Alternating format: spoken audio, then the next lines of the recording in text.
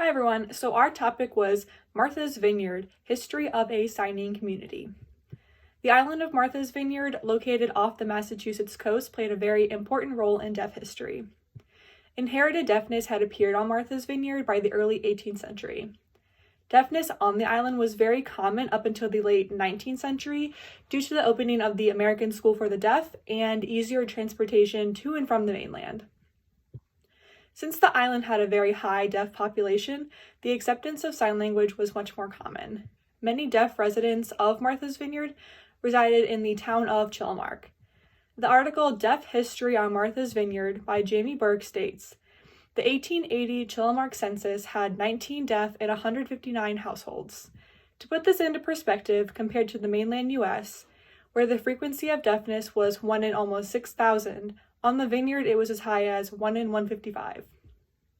They even developed their very own version of sign language called MVSL, or Martha's Vineyard Sign Language. This language was used by both hearing and deaf residents of the island. MVSL became the basis for modern American Sign Language and was very accepted on the island. As mentioned before, both hearing and deaf residents used MVSL. People who wanted to move to the town of Chilmark had to learn MVSL to live and communicate in the community. Burke also states in the same article, deafness was so common that some hearing residents actually thought it was a contagious disease. Even though some hearing residents had thought this, deafness was never looked at as some type of disability. Life as a deaf person on Martha's Vineyard was a very normal experience. Deaf residents would take part in community events and jobs. Compared to other communities of deaf people around the world, they were treated like every other hearing person on the island. They were very integrated into the community on Martha's Vineyard and Chilmark. By now you're probably wondering what caused all of this. The answer to that could be traced back to the late 17th century, when a group of immigrants from Kent, England arrived in Martha's Vineyard, specifically the town of Chilmark. This group of immigrants carried a recessive trait that caused hereditary deafness, and it is believed that at least one of them were deaf individuals themselves. Once in Chilmark, they lived their lives, they had children, their children had children, and so on. Generations passed. Since the community was endogamous, meaning that it only had relationships kind of within the community due to it being isolated from the rest of Martha's Vineyard as well as the rest of the world, the population of deaf individuals started to grow because this trait was becoming more and more apparent and more spread between the different families. This doesn't explain where the Martha's Vineyard Sign Language came from, though. It is theorized that the deaf individuals from Kent, England, knew a form of sign, and when moving to Martha's Vineyard, they used that. They brought that with them. They shared it with their kids, who then passed it on. And over time, it started to evolve.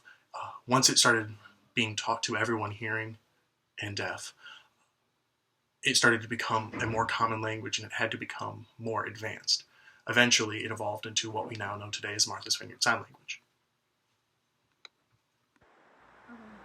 Martha's Vineyard is an important segment in the foundation of American Sign Language and deaf education as a whole. When the American School for the Deaf opened in 1817, there was no established language for the deaf community yet. However, along with other types of sign, like ones that people created at home or signs from other countries outside of America, members of Martha's Vineyard that attended the school were able to also contribute their own language. And then in doing so, it basically helped to lay the groundwork of what would be known as a national sign language. Gallaudet University, which is located in Washington, D.C., is another institution that was founded for the education of the deaf community. There was an article published by the Vineyard Gazette, and it basically just talked about how the history of Martha's Vineyard and its community, along with, at the time, the new university, would change the way that people with deafness were perceived in society, and also help to increase the opportunities that they were afforded. With the help of a former Gallaudet University professor, David Martin, students were given the opportunity to study and appreciate the effortless acts that the community of Martha's Vineyard displayed to kind of show what an ideal world of true inclusivity would be like, not being perceived in a bad way or judged just because you're not a hearing person, which is the typical accepted way of life in mainstream culture. How did Martha's Vineyard sign language affect ASL in the long term?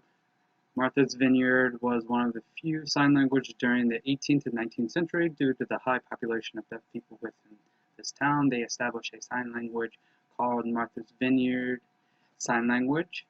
This allowed them to communicate throughout the town. The ratio of deaf people to to either hearing people was 1 to 25, but due to the creation of Martha's Vineyard's sign language, 25 out of 25 people were able to use Martha's Vineyard sign language. The language barrier was essentially non-existent. The language was used throughout the town until the first deaf school was established in 1987 at Hartford, Connecticut. The first deaf school was a mixture of several languages. It was a very diverse school. The instructor's name was Laurent Clerc, was a sign language specialist in French sign language. And when all the schools came together, they brought the French sign language, also bringing up home barrier sign languages and Martha's Vineyard sign language. And due to this barrier of several different sign languages, it created ASL. So essentially, Martha's Vineyard sign language became the precursor for what is known as ASL. ASL is now the main form of sign language used in the United States. Currently, Martha's Vineyard sign language is not in existence anymore. It has yet but disappeared after ASL has been created. Thank you. So our group was asked to present and pose different questions throughout our research. So we came up with our own, and some were given to us to look for and find the answers to. So our first question was presented to us, and it was describe the anomaly of the increased deaf population on Martha's Vineyard within the past generations. So we found that Martha's Vineyard was an island that played a very important role in deaf history. Many deaf people resided on this island, specifically in a small town called Chilmark. At the time, deafness was so common that both deaf and hearing individuals used the sign language presented on that island, and it had its own version of sign language. The next question was, what was the name of the sign language used on Martha's Vineyard? And it is actually called Martha's Vineyard Sign Language, most commonly referred to as MVSL as an acronym for that. So it is more common to find that when you come across it in readings and different stuff. Another question was, where is Martha's Vineyard located? So we found that Martha's Vineyard was located is located off of the east coast of Massachusetts. It is an island just south of the Cape Cod Island in Duke County, Massachusetts. How did Martha's Vineyard begin? So the original gene can be traced back to the 17th century when some immigrants from Kent, England settled down on Martha's Vineyard, particularly in Chilmark, and just started living their lives there.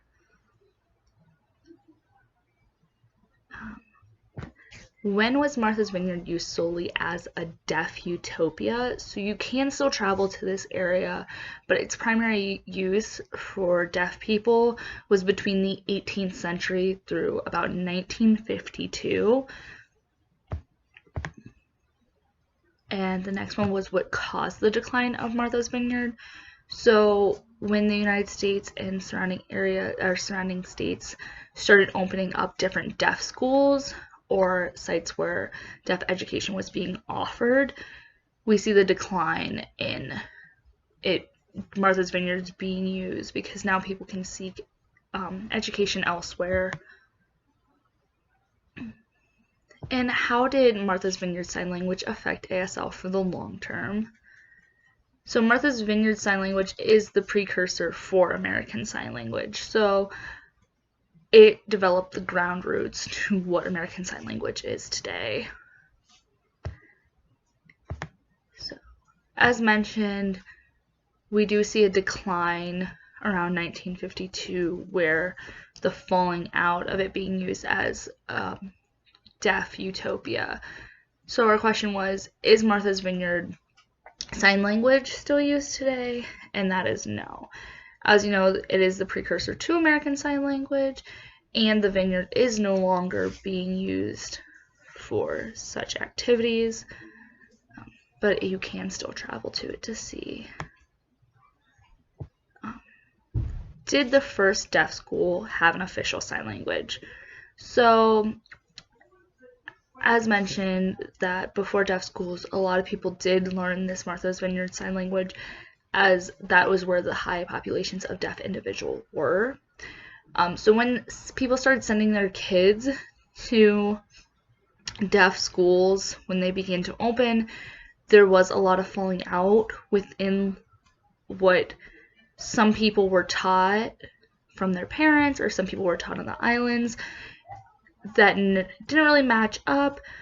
So no, there wasn't. The first deaf school was a mixture of multiple different sign languages. Due to the lack of universal sign language, the school has a diversity of sign language throughout it. And our last question is, where did the deaf immigrants who settled in Martha's Vineyard originate from? So if you recall in the first question, they did come from England, Kent, England to be exact.